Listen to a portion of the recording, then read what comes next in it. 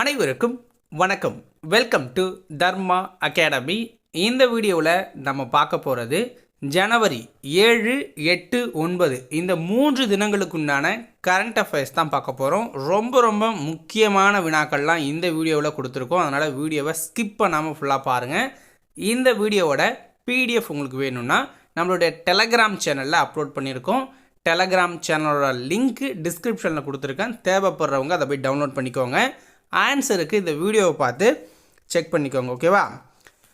இப்போ பொங்கலுக்கு உண்டான ஸ்பெஷல் டிஸ்கவுண்ட் நம்மளுடைய ஜிஎஸ் வினாவங்கி புத்தகங்களுக்கு கொடுத்துக்கிட்டு இருக்கோம். உங்களுக்கு ஜிஎஸ்க்கு அந்த 6 யூனிட்டுக்குமே 6 புத்தகங்கள் கொடுக்குறோம். ஸோ அது வேணும் அப்படின்னா இந்த ஸ்பெஷல் டிஸ்கவுண்ட்டை பயன்படுத்தி வாங்கிக்கோங்க. ஸோ உங்களுடைய கான்டாக்ட் டீட்டெயில்ஸும் டிஸ்கிரிப்ஷனில் கொடுத்துருக்கேன். தேவைப்படுறவங்க பை பண்ணிக்கலாம்.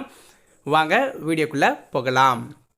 முதல் வினா, 51வது சாரங் 2025 விழா எந்த ஐஐடியில் நடைபெற்றது?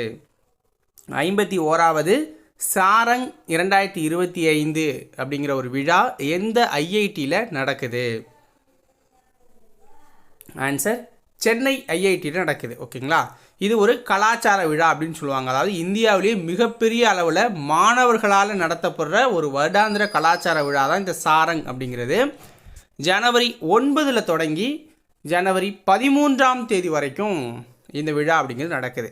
சென்னை ஐஐடியோட இயக்குனர் யாருன்னா வி காமகோடி அவர்கள்.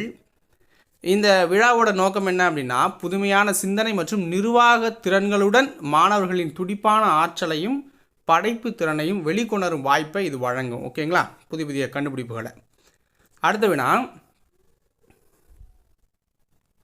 பாரத் போல் இணையதளத்தை தொடங்கி வைத்தவர் யார்? பாரத் போல். ஓகேங்களா? நம்ம இன்டர்போல் அப்படின்னு கேள்விப்பட்டிருப்போம். சர்வதேச குற்றவியல் காவல்துறை அமைப்பு அப்படிங்கிறத கேள்விப்பட்டிருப்போம். பாரத் போல் அப்படிங்கிற ஒரு இணையதளத்தை தொடங்கியிருக்காங்க. யார் தொடங்கி வச்சது அப்படின்னு பார்த்தீங்கன்னா அமித்ஷா அவர்கள் தொடங்கி வச்சிருக்காரு. ஓகேங்களா? அமித்ஷா உள்துறை அமைச்சராக இருக்கிற அமித்ஷா தொடங்கி வச்சிருக்காரு. இந்தியாவில் குற்றம் செஞ்சுட்டு வெளிநாடுகளில் பதுங்கும் குற்றவாளிகளை கண்டுபிடிக்கிறதுக்காக இந்த பாரத் போல் இணையதளத்தை தொடங்கியிருக்காங்க. ஸோ ஆல்ரெடி இந்த வேலையை இன்டர்போல் தான் பண்ணிக்கிட்டு இருக்கு. ஓகேங்களா? எதுக்காக இதை தொடங்கியிருக்காங்க அப்படின்னு பார்த்தீங்கன்னா, மத்திய மாநில அரசுகளோட புலனாய்வு முகமைகள் இருக்குல்ல, இன்டர்போலுக்காக சிபிஐயை அணுகணும். இப்போ நீங்கள் ஒரு குற்றவாளியை கண்டுபிடிக்கணும்னா டேரெக்டாக இன்டர்போலுக்கு போக முடியாது. சிபிஐ கிட்ட போயிட்டு அதுக்கப்புறம் தான் இன்டர்போல் அமைப்புக்கிட்ட சொல்ல முடியும். ஓகேங்களா? இப்போ என்ன பண்ணுறாங்க அப்படின்னா, சிபிஐ கிட்ட போகாமலே நீங்கள் டேரெக்டாக இந்த பாரத் போல் இணையதளத்தை தொடர்பு கொண்டீங்கன்னா நீங்கள் அடுத்தது இன்டர்போல்கிட்ட போயிடலாம். ஓகேங்களா? இன்டர்போல் தான் அங்கே இருக்கவங்களை பிடிக்க முடியும். பாரத் போல் இணையதளத்தில் நீங்கள் பதிவு பண்ணி இன்டர்போல் அமைப்பை தொடர்பு கொள்ளலாம். இவ்வளோ தான் அதோட மேட்ரு. ஓகேங்களா? மத்திய உள்துறை அமைச்சகம் தான் இதை உருவாக்கியிருக்கு. மத்திய புலனாய்வு பிரிவு, அதான் சிபிஐ அப்படின்னு சொல்லுவாங்க, உதவியுடன் உருவாக்கப்பட்ட இந்த இணையதளத்தை பாரத் மண்டபத்தில் மத்திய உள்துறை அமைச்சர் ஜனவரி 7 தொடங்கி வச்சிருக்காரு. புரியுதுங்களா? சிபிஐ கிட்ட போகாமல் டைரெக்டாக போகிறதுக்காக ஒரு இணையதளம் அப்படின்னு சொல்லலாம். இதை உருவாக்குனதே சிபிஐ தான். அவங்களுடைய உதவியோடு தான் உருவாக்கியிருக்காங்க மத்திய உள்துறை அமைச்சகம். ஜனவரி 7 இந்தியாவுக்கு அரசு முறை பயணம் வந்துள்ள பாதுகாப்புத்துறை அமைச்சர் முகமது ஹாசான் எந்த நாட்டை சேர்ந்தவர்? இந்தியாவுக்கு அரசு முறை பயணமாக ஒரு நாட்டோட பாதுகாப்புத்துறை அமைச்சர் வந்திருக்காரு. அவரோட பேர் முகமது ஹாசன் அப்படிங்கிறது. இவர் எந்த நாட்டை சேர்ந்தவர் அப்படின்னா மாலத்தீவை சேர்ந்தவர் தான் முகமது ஹாசன். ஓகேங்களா? பாதுகாப்புத்துறை அமைச்சர் யார்? நம்மளோடது ராஜ்நாத் சிங். இவங்க 2 பேர் தான் டிஸ்கஷன் பண்ணியிருக்காங்க. மாலத்தீவோட பாதுகாப்பு திறனை மேம்படுத்த 2 நாடும் ஒப்பந்தம் போட்டிருக்கு. அதாவது புரிந்துணர்வு மாதிரி ஒரு வாக்குறுதியை கொடுத்துருக்கு இந்தியா. விரிவான பொருளாதாரம் மற்றும் கடல்சார் பாதுகாப்பு ஒத்துழைப்பு இதை மேம்படுத்தணும் அப்படின்னு பேசியிருக்காங்க 2 பேரும். அடுத்தது, இஸ்ரோவின் 11வது தலைவராக நியமிக்கப்பட்டுள்ளவர் யார்? இஸ்ரோவோட 11வது தலைவராக நியமிக்கப்பட்டிருக்கவர் யார்? வி நாராயணன். தமிழகத்தைச் சேர்ந்தவர் இவர். இவரை நியமனம் பண்ணுறது யாருன்னா பிரதமர். ஓகேங்களா? ஸோ கேபினெட் அமைச்சகம் தான். ஜனவரி 14 பொறுப்பேற்றுக்க போகிறாரு. அடுத்த 2 ஆண்டுகளுக்கு இவருடைய பதவி காலம். ஓகேங்களா? 2028 இந்தியாவிற்கான விண்வெளி நிலையம் அப்படிங்கிறது அமைக்கப்பட இருக்கு. அதற்கான முதற்கட்ட பணிகள் 2020 தான் தொடங்குவாங்க. அடுத்து ககன்யான் திட்டம். ஸோ இவரோட காலத்தில் இதெல்லாம் நடக்க போகுது. ஓகேங்களா? இவருடைய காலத்தில் 2028 வரைக்கும் இருக்காது, சொல்கிறேன். ககன்யான் திட்டம்லாம் இவருடைய காலத்தில் நடக்கும். இந்தியாவில் மைக்ரோசாஃப்ட் நிறுவனம் எவ்வளவு கோடி முதலீடு செய்ய உள்ளது? இந்தியாவில் மைக்ரோசாஃப்ட் நிறுவனம் எவ்வளவு கோடி முதலீடு செய்ய உள்ளது? 25,700 கோடி 25,700 கோடி. ஸோ அதனுடைய தலைவராக இருக்கிற, அதாவது தலைமை செயல் அதிகாரியாக இருக்கிற சத்யநாதன்லாம் இந்த அறிவிப்பை வெளியிட்டிருக்காரு. அவர் ஆந்திர மாநிலத்தை சேர்ந்தவர். இப்போ அவர் நியமிக்கப்பட்டிருக்காரா.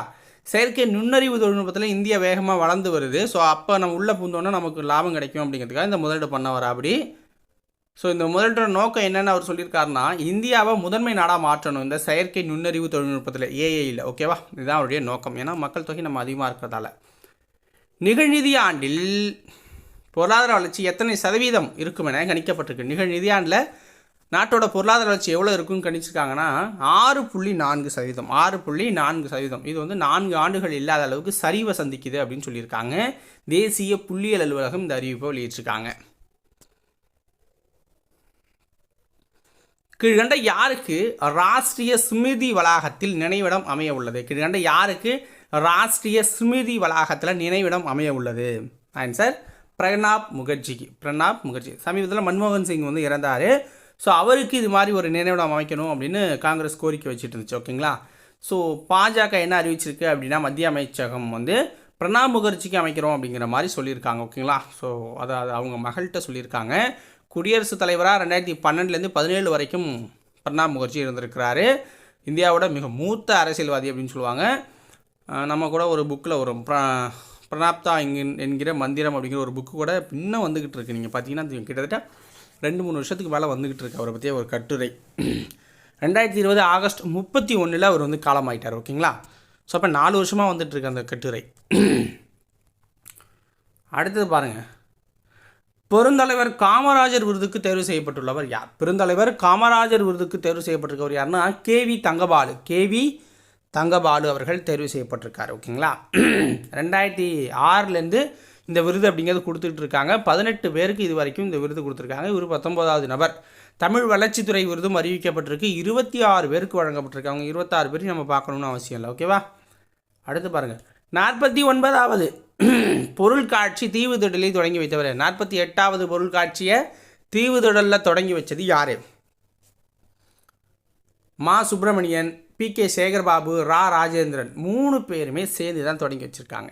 இந்த பொருள்காட்சி தீவுத்திடலில், சென்னை தீவுத்திடலில் தமிழ்நாடு சுற்றுலா வளர்ச்சி கழகம் சார்பில் ஜனவரி 6 வந்து தொடங்கியிருக்காங்க. ஓகேங்களா.